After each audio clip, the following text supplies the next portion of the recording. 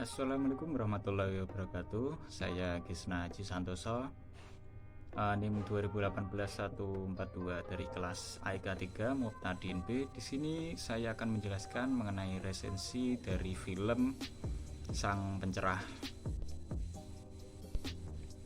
Muhammad Darwis atau yang saat ini kita kenal sebagai Kiai Haji Ahmad Dahlan selalu bertanya di dalam hatinya mengapa agama yang diyakininya sebagai agama rahmatan lil alamin justru tidak nampak.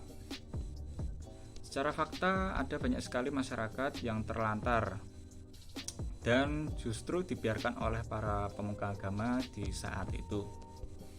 Para pemuka agama dan pengikutnya tidak terusik dan sibuk dengan ritual keagamaan.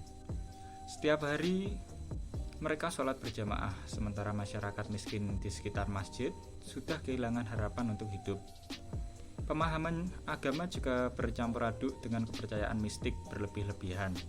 Sesajen dan berbagai jenis makanan terbuang begitu saja dan sangat mubazir.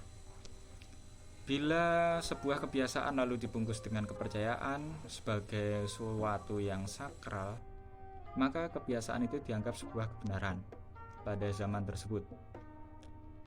Keluar dari kebiasaan itu, maka akan dianggap sebagai sebuah pelanggaran. Orang lain akan menganggap mereka yang tidak sama kebiasaannya bukanlah kelompoknya.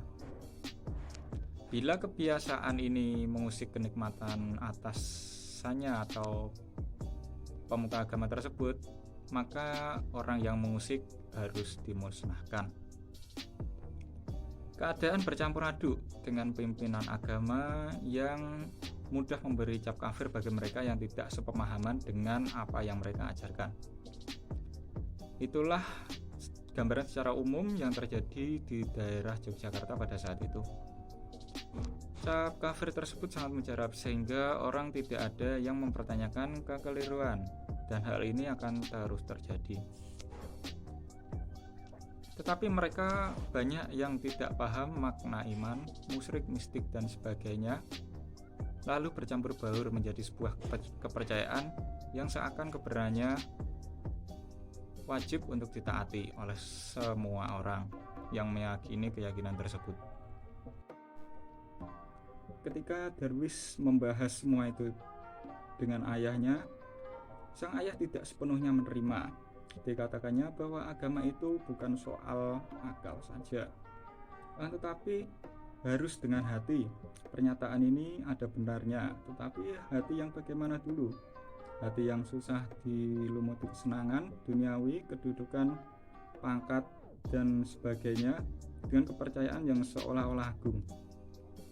Tidak jarang hati seperti inilah yang justru telah terikat pada kita dengan ketamakan duniawi. Muhammad Darwis tetap tidak bisa menerima situasi demikian. Tetapi bagaimana caranya?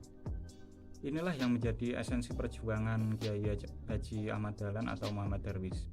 Darwis lalu pergi menunaikan ibadah haji ke Mekah. Di sana Darwis sempat membaca pemikiran Jamaluddin Al-Ghazali dan Muhammad Abduh. Muhammad Abduh, pemikir modern dari Mesir yang menekankan betapa pentingnya akal, seperti dituangkan dalam surah Al-Baqarah ayat 30-34 tentang kejadian manusia. Abduh mengajarkan bahwa manusia diberikan anugerah inteligensi oleh Allah yang harus dapat dipergunakannya.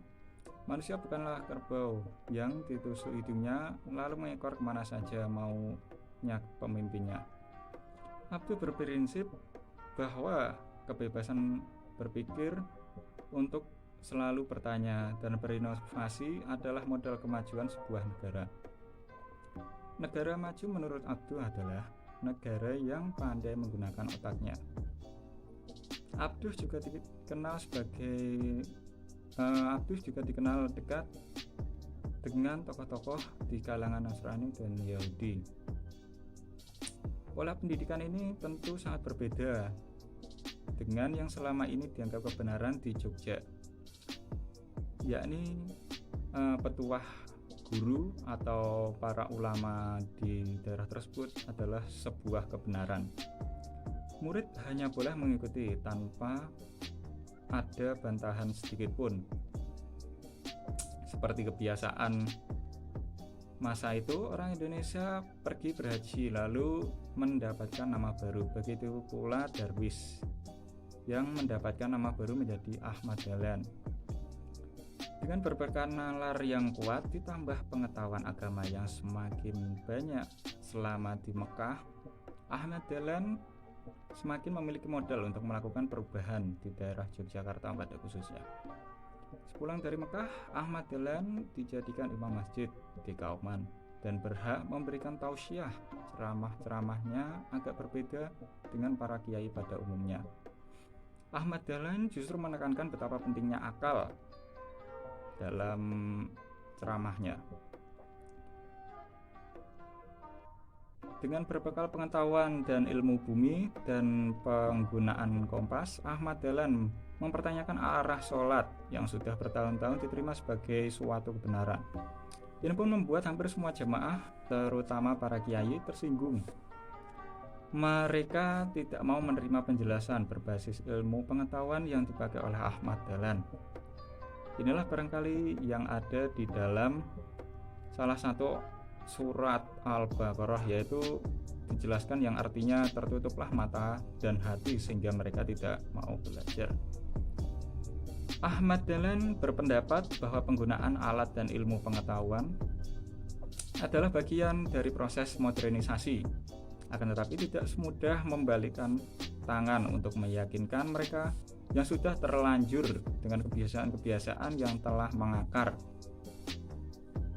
Kala itu modernisasi bahkan bisa dicap sebagai langkah menuju kekafiran dan meniadakan Tuhan. Karena perbedaan yang dianggap prinsipil, maka Ahmad Dahlan diberhentikan dari jabatan imam masjid di tempat ia ceramah tersebut. Dan Ahmad Dahlan membuat masjid kecil sekaligus dipergunakan untuk belajar mereka yang mulai berpikir terbuka. Para muridnya memanggil dengan sebutan kiai. Lengkapnya adalah Kiai Haji Ahmad Dahlan. Pola pengajiannya sangat berbeda dengan kebiasaan saat itu. Ketika ada beberapa orang muda yang tertarik dengan pemikiran Kiai Haji Ahmad Dahlan bertanya, apakah itu agama? Kiai Haji Ahmad Dahlan justru memainkan biolanya dan membuat orang-orang muda menjadi tenang mendengar kesyahduan. Lalu biola itu diberikan kepada seorang pemuda, lalu diminta memainkannya. Keseruan saja suara menjadi berantakan karena pemuda itu tidak punya ilmu dan keahlian memainkan bola. Setelah itu Kiai Haji Ahmad Dahlan menerangkan mengenai agama. Agama bagaikan musik indah yang mampu memberi kesyahduan, ketenangan, dan kebahagiaan, tetapi harus dilakukan dengan ilmu pengetahuan dan tidak malah menjadi kacau dan jadi bahan tertawaan. Perjuangan semakin mendapatkan tantangan dan tidak jarang Kiai Haji Ahmad Dahlan dikategorikan sebagai orang kafir. Akan tetapi Kiai Haji Ahmad Dahlan semakin kekeh bahwa perubahan harus dilakukan. Maka Kiai Haji Ahmad Dahlan pun mempelajari organisasi-organisasi modern yang mengajak pada perubahan berbasis perjuangan melalui pendidikan dan kesehatan. Muhammadiyah terus berkembang secara kuantitatif. Secara kualitatif, Muhammadiyah harus memulai introspeksi karena tantangan zaman yang sudah semakin kompleks. Ya, sekian penjelasan mengenai resensi Sang Pencerah yang dapat saya sampaikan. Kurang lebihnya mohon dimaafkan. Wassalamualaikum warahmatullahi wabarakatuh.